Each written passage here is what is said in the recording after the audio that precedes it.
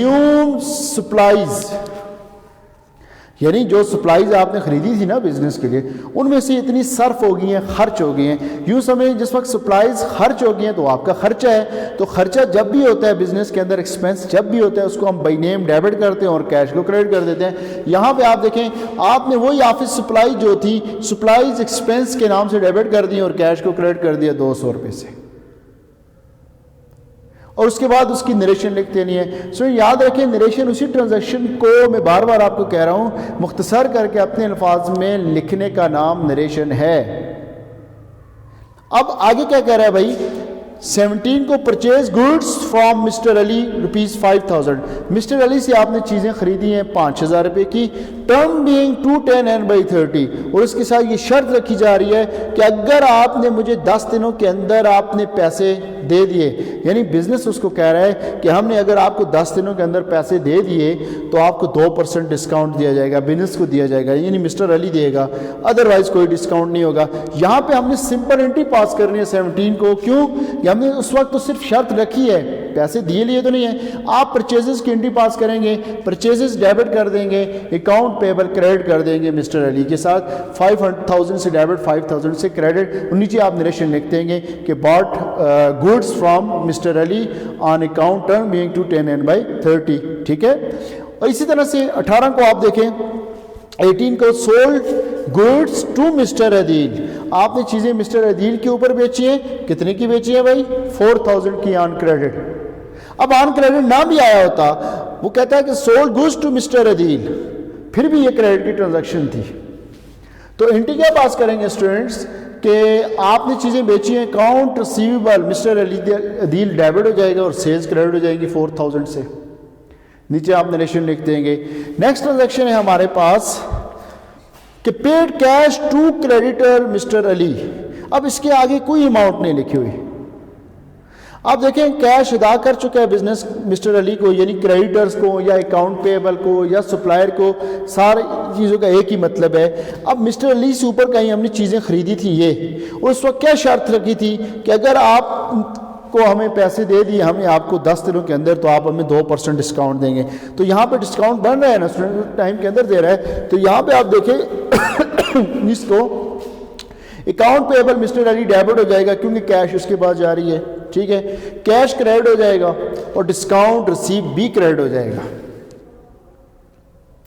अब देखें, अगर वो 5000 का 2% आप लेंगे तो 100 उसका डिस्काउंट आ गया।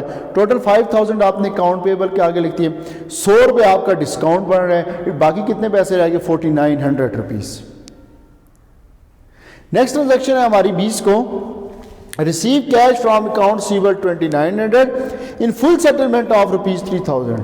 क्या आपने ये चीज़ें जो है कैश वसूल की है अकाउंट रिसीवेबल से 2900 की, और फुल सेटलमेंट ऑफ ₹3000।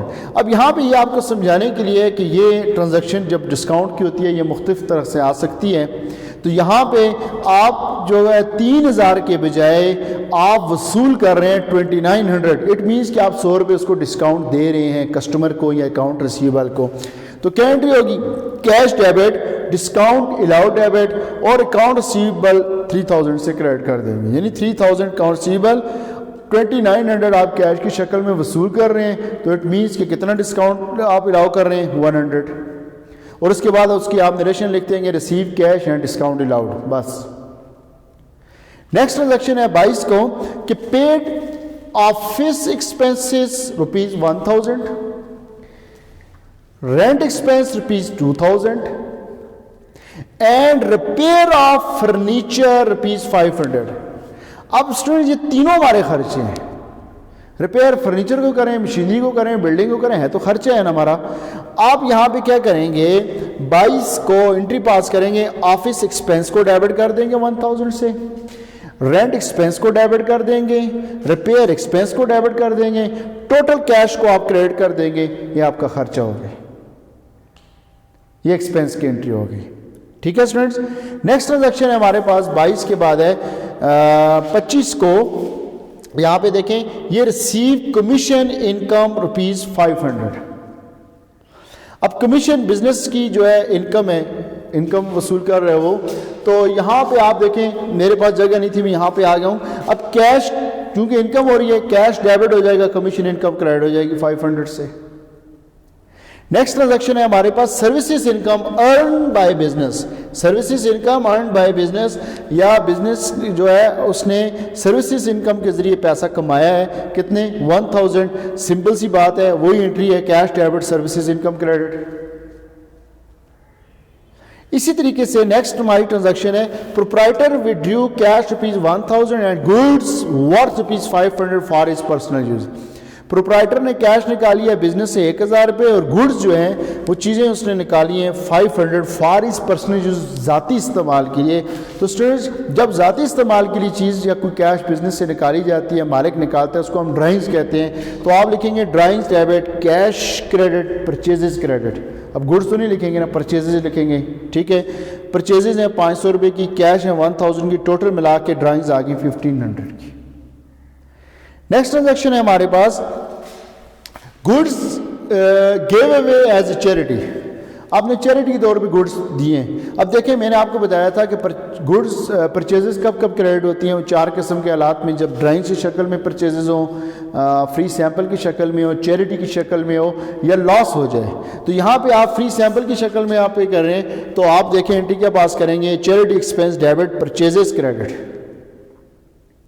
اسی طرح سے نیکسٹ ٹرانزیکشن ہے purchase goods from mister X Y Z ₹1000 on credit. X Y Z سے آپ نے چیزیں خریدی ہیں ₹1000 کی. سیول انٹری ہے purchases debit account payable X Y Z 1000 سے.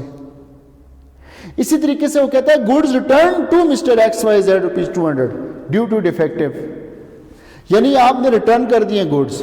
آپ اسی انٹری کو الٹ کر دیں, اکاؤنٹ پیبل پہلے کریڈٹ ہو رہا تھا اب ڈیبٹ ہو جائے گا, اور پرچیزز پہلے ڈیبٹ ہو رہی تھی اب پرچیزز کریڈٹ ہو جائیں گی, ساتھ آپ نے ریٹرن لکھ دینا ہے. یعنی account payable debit purchase return credit. اسی طریقے سے اسٹوڈنٹ ہماری نیکسٹ ٹرانزیکشن ہے deposited cash into the bank ₹2000. یعنی آپ نے بینک میں کیش جمع کروائی ہے, تو بینک میں پیسے چلے گئے بینک ڈیبٹ کیش کریڈٹ. اب نیکسٹ ٹرانزیکشن ہے withdrew cash from bank ₹1000 for office use. یعنی آپ نے بینک سے کیش نکالی ہے آفس کے استعمال کے لیے, تو انٹری کیا پاس کریں گے, اسی انٹری کو الٹ کر دیں گے. یعنی پہلے بینک ڈیبٹ ہو رہا تھا کیش کریڈٹ ہو رہی تھی, اب کیش ڈیبٹ ہو جائے گا بینک کریڈٹ ہو جائے گا. بزنس کے اندر کیش آ رہی ہے کیش ڈیبٹ, دینے والا کون ہے بینک ہے, بینک کو کریڈٹ کر دیں گے.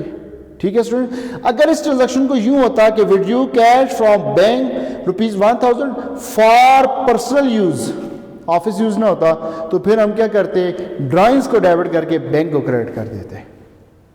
اور یہاں پہ اسٹوڈنٹ میں آپ کو ایک اور چیز بتاتا جاؤں کہ اس چیز کو ذہن میں رکھ لیں کہ جب ہم چیک کی شکل میں کسی کو پیمنٹ کرتے ہیں, کسی ٹرانزیکشن میں آ جائے نا paid cash to Ali by cheque, یا paid cash to account payable by cheque, cheque کی شکل میں جب ہم پیمنٹ کریں گے کوئی خرچہ کریں گے تو پھر کیش نہیں لکھنا, پھر کیش کی جگہ بینک لکھنا ہے آپ نے.